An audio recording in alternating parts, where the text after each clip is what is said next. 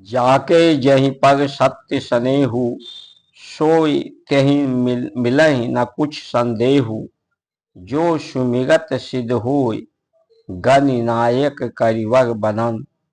सोय करो अनुग्रह सोय, बुद्धि रास शुभ गुण सदन। ये भारत की संस्कार संस्कृति सत्य पर स्नेह करने वाली, सत्य स्थिति है। सत्य की स्थिति, सत्यनारायण की स्थिति, विश्व नारायण की स्थिति, जगतपति जगत नारायण की स्थिति शक्ति है, सर्वशक्तिमान है, सर्वव्यापक है, सर्वत्र है, नित्य है, निरंतर है, विचार शून्य है, कर्म शून्य है। उनकी स्थिति संसार को गति देने वाली है, संसार को, प्रकृति को शक्ति देने वाली है, सभी को शक्ति देने वाली है।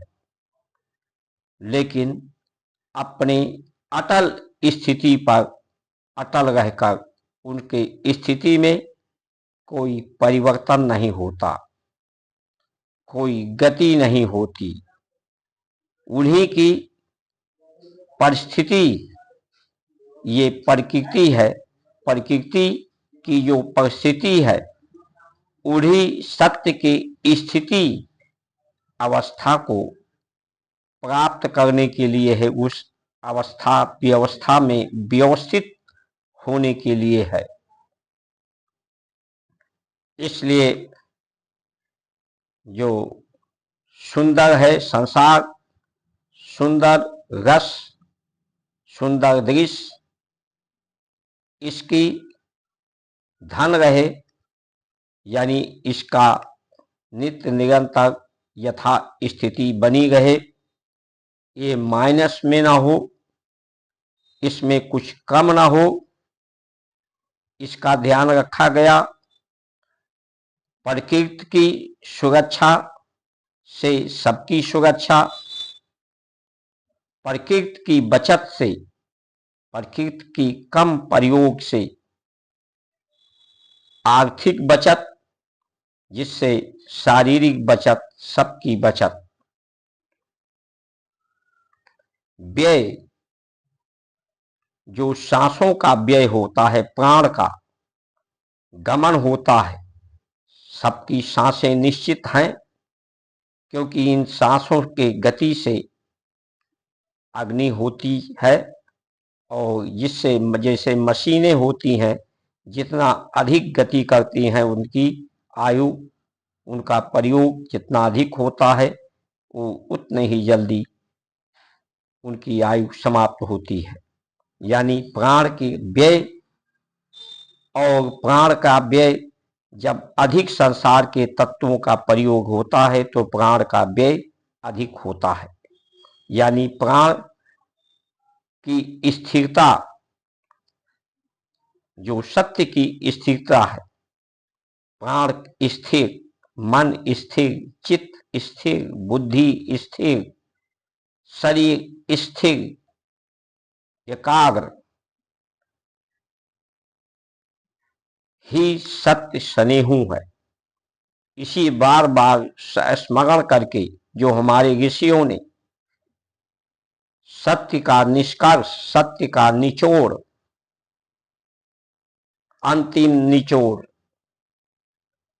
संपूर्ण जीवन के तथ्यों का, जीवन के विज्ञान का, परम विज्ञान का, परम गति का, परम पद का जो निचोड़, जो निश्चय दिया कि अब भटकना नहीं है, लंबे समय तक रिसर्च करके यही एक जीवन का विज्ञान, जो सरल विज्ञान है, सरलता से जीवन आनंद होकर, संतुष्ट होकर, सामाजिक एकता, सामाजिक समरसता, सामाजिक न्याय, सामाजिक प्रतिष्ठा, धार्मिक प्रतिष्ठा, धार्मिक कार्य,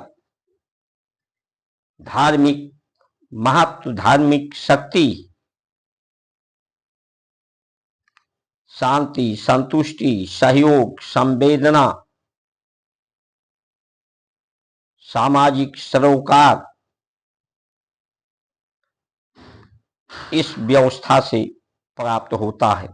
सत्य संस्कार एक श्रेष्ठ व्यवस्था है, एक सरल विज्ञान है, एक सरल अनुसंधान है जो ऋषियों ने हमारे दी, सबके कल्याण के लिए, सबके सुंदरता के लिए, सबके सुरक्षा के लिए, संपूर्ण लाभ के लिए, संपूर्ण लोगों के लाभ के लिए। अनुशासन की बात कही कि अपने पर अनुशासन होना चाहिए, गति पर, मति पर, आहार पर, इंद्रियों पर ये सूत्र सिद्धांत दिया। लेकिन जब से सन 84 के बाद की जो राजनीति हमारे भारत में जात पात की आई, मुलायम, भारतीय जनता पार्टी, मायावती, काशीराम, ममता, अब मोदी, इन्होंने जातीय उन्माद, धार्मिक उन्माद पैदा किया और धार्मिक शक्ति, धार्मिक अनुभूति, धार्मिक कार्यों की स्थापना तो नहीं की, लेकिन धर्म से धार्मिक लाभ, धार्मिक व्यापार का लाभ इन्होंने लिया। स्थिति ये है कि अन्न की उत्पादन घटती जा रही है, प्रकृति के विरोध, विपरीत कार्य किया, जबकि संस्कार संस्कृति जीवन का आधार प्रकृति है। प्रकृति का सहयोग करना, प्रकृति के सानिध्य में रहना ही जीवन का आधार है। तो इन संस्कार संस्कृति का विरोध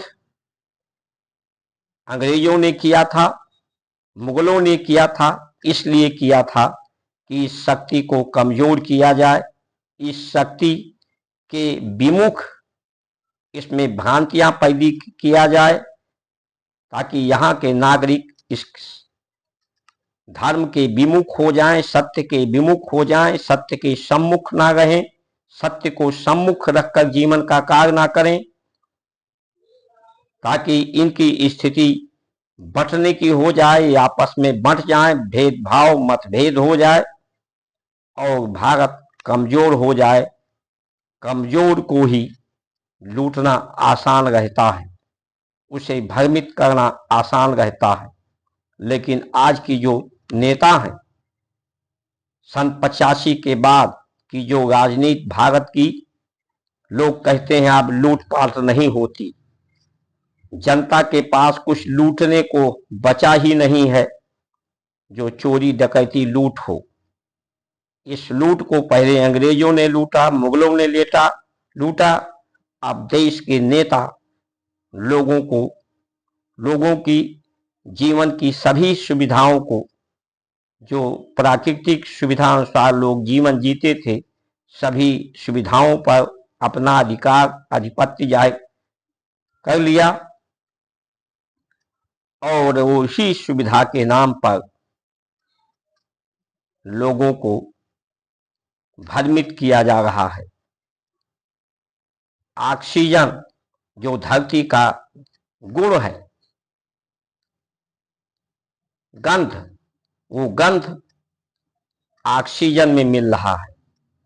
जो कण है इसके, महानगरों के द्वारा जो गंदगी है समुद्र में पहुंचती है, समुद्र से वाष्पोत्सर्जन होकर आकाश में पहुंचती है, वायुमंडल में, और कोयला, डीजल, पेट्रोल, गैस की खपत से इनके कण पहुंचते हैं। ये कण पहुंचते हैं तो वहां सक्रिय होकर के प्रतिक्रिया करते हैं। जो ऑक्सीजन है, हाइड्रोजन में बदल जाते हैं, क्रिया करके वो गर्मी उत्पन्न करते हैं, जिससे ये प्राकृतिक विक्षोभ, प्रकृति के विरोध, आज की जो कार्य, सनातन धर्म के विपरीत कार्य, जो विपत्ति दुख देने वाली है, आपत्तिजनक आपातकाल स्थिति पैदा करने वाली है। जब दुख बढ़ता है संसार में, तभी परिवर्तन होता है। चाहे महाभारत के काल में, चाहे राम के समय में, त्रेता युग में भी रावण ने तो धार्मिक कार्य का सहारा लेकर अपनी निजी शक्ति बढ़ाई, सामर्थ्य बढ़ाई, और उसका दुरुपयोग धर्म से लोगों को विमुख करने के लिए, लोगों को धर्म की शक्ति से विमुख करने के लिए, धार्मिक कार्यों से विमुख करने के लिए, और वो भी अधिकार की ही बात करता था। तो आज के समय में इन नेताओं ने राम राज को हटा करके रावण राज, रावण नीति स्थापित करने का कार्य किया है, कर रहे हैं। इसलिए आप सभी को सावधान होना चाहिए। सबसे ज्यादा संकट, व्यक्ति जल के बिना कुछ समय रह सकता है, अन्न के बगैर रह सकता है, लेकिन प्राण के बिना नहीं रह सकता। प्राण में भी ये जो प्रदूषण जहर घोल रही हैं विकास के द्वारा, ये आने वाले समय में जीना लोगों का मुश्किल होगा। जय श्री राम।